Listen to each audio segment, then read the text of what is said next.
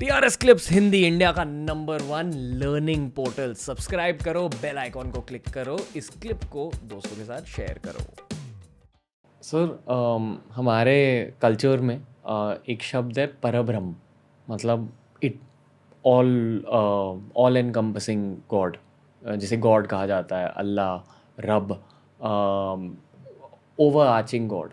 और फिर हमारे कल्चर में कृष्ण भगवान भी है, विष्णु भगवान है, शिव जी है, ब्रह्मा है। तो आप इस पूरे कॉन्सेप्ट को देखते कैसे हो? मतलब जब हम मान लो शिव जी की पूजा कर रहे हैं या कृष्ण भगवान की पूजा कर रहे हैं, क्या हमें परब्रह्म के भी ब्लेसिंग्स मिल रहे हैं, या हमें कोई स्पेसिफिक उनके एनर्जीज मिल रहे हैं, शिव जी के एनर्जीज मिल रहे हैं? मान लो हम माता की पूजा कर रहे हैं तो सिर्फ माता के एनर्जीज मिल रहे हैं, या क्या हो रहा है स्पेसिफिकली जब आप एक भगवान की पूजा करते हो? ऐसे क्यों होता है कि कोई कोई लोग गणेश जी की पूजा ज़्यादा करते हैं, कोई कोई लोग माता की पूजा ज़्यादा करते हैं? चलो इसका उत्तर समझने के लिए पहले यहाँ से शुरू करें। एक विवाद चलता है हमारे यहाँ। कुछ लोग कहते हैं भगवान साकार ही है, कुछ लोग कहते हैं वो निराकार ही है। तो ये एक आपस में वाद विवाद चलता है कि भगवान का रूप है या नहीं, तो पर ब्रह्म का आकार है या नहीं है। अब ये जो संसार है ये साकार है, और संसार को बनाने वाला पर ब्रह्म, तो पर ब्रह्म में इतनी शक्ति तो है कि अगर हम संसार को साकार बना सकते हैं तो स्वयं भी साकार बन सकते हैं, है ना। तो इसीलिए अगर हम कहें कि भगवान साकार नहीं हो सकता तो फिर वो सर्वशक्तिमान नहीं है। सर्वशक्तिमान का मतलब उसमें इतनी शक्ति है कि वो साकार भी हो निराकार भी हो। तो ये दोनों उस एक के दो स्वरूप हैं। अब हमारा शास्त्र ये कहते हैं कि ये विभिन्न स्वरूपों में अंतर नहीं है।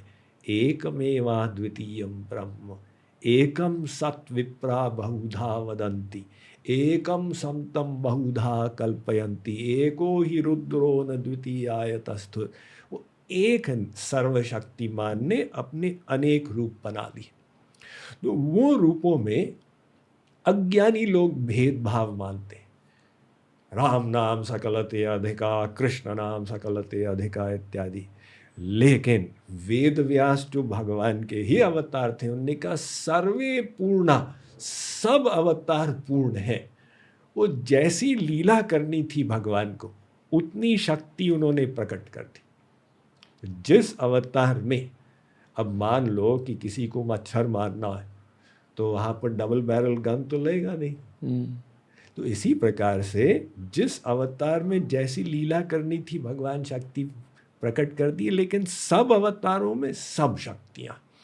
तो इसीलिए हम किसी भी भगवत स्वरूप की आराधना करें, हमें उस पर ब्रह्म का ही फल मिलेगा।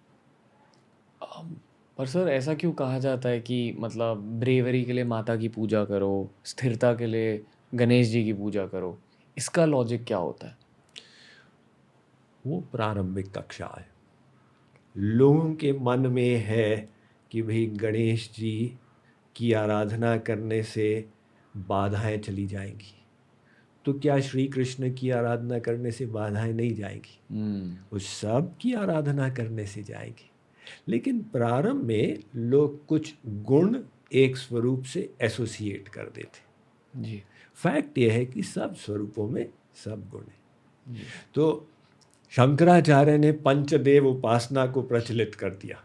तो हमारे भारतवर्ष में घर घर में लोग पंचदेव की उपासना करते हैं।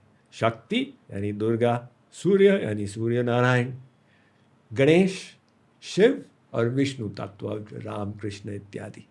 तो ये एक फर्स्ट स्टेज में हम 5 देवों की उपासना करते हैं। अब 5 में मन को लगाओगे तो एक में भी नहीं लगेगा, और एक साधे सब सधे, सब साधे सब जाए। तो जब चाहते हो कि हम विशेष रूप से मन को लगाएं तो एक को चुन लो और उसमें मन लगा दो तो सबसे प्रेम हो जाएगा। सर, जो भगवत गीता की स्टोरी है उसमें कहा जाता है कि भगवान कृष्णा ने अर्जुन को गॉड का एक एक्सपीरियंस दिया था, उन्हें अनुभव करवाया था कि भगवान का रूप ये होता है। उस अनुभव में हुआ क्या?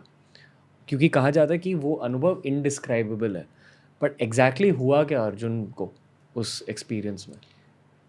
भगवान इनडिस्क्राइबेबल आपने कहा, इसलिए क्योंकि भगवान दिव्य है, अलौकिक है। तो हमारी बुद्धि, इंद्रियां, मन सब लौकिक है।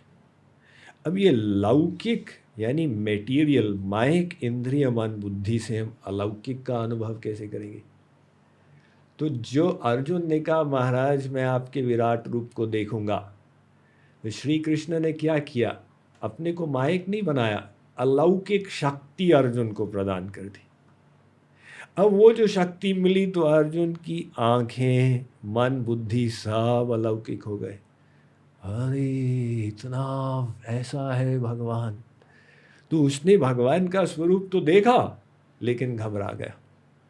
दंष्ट्रा करालानि च ते मुखानि दृष्ट्वैव कालानलसन्निभानि दिशो न जाने न लभे च शर्म प्रसीद देवेश जगन्निवास।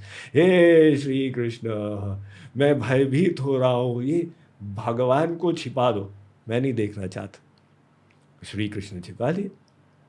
तो मैसेज क्या मिला? भगवान का एक ऐश्वर्य स्वरूप जो अर्जुन को दिखा, एक मधुर स्वरूप है, दो भुजाओं वाला। अब यदि हमें भक्ति का रस चाहिए, वो ऐश्वर्य स्वरूप से नहीं मिलेगा, वहाँ तो हम डर जाएंगे। जैसे मान लो कि हाई कोर्ट का जज होता है, वो अपने कोर्ट में रहता है, सब उससे डरते हैं, ऑर्डर ऑर्डर, अटॉर्नी लोग भी कांप जाते हैं। और एडवोकेट जज जब घर आता है तो उसका प्रेम स्वरूप है। अब बच्चे कहते हैं पिताजी घोड़ा बन जाओ, तो जज साहब घोड़ा बने, बेटा ऊपर बैठा हुआ। तो ऐसे ही वो जो भगवान है, वो है तो ऐसा सर्वशक्तिमान, लेकिन उसका एक नियम है प्रेम का। तो प्रेम के अधीन वो भगवत्ता को भुला देता है और जीव के लेवल पर आ जाता है। अब वो अर्जुन का सखा बन गया है और यशोदा का बेटा बन गया है और गोपियों का प्रियतम बन गया। तो हमें जो प्रेम रस चाहिए वो उस मधुर स्वरूप से मिलता।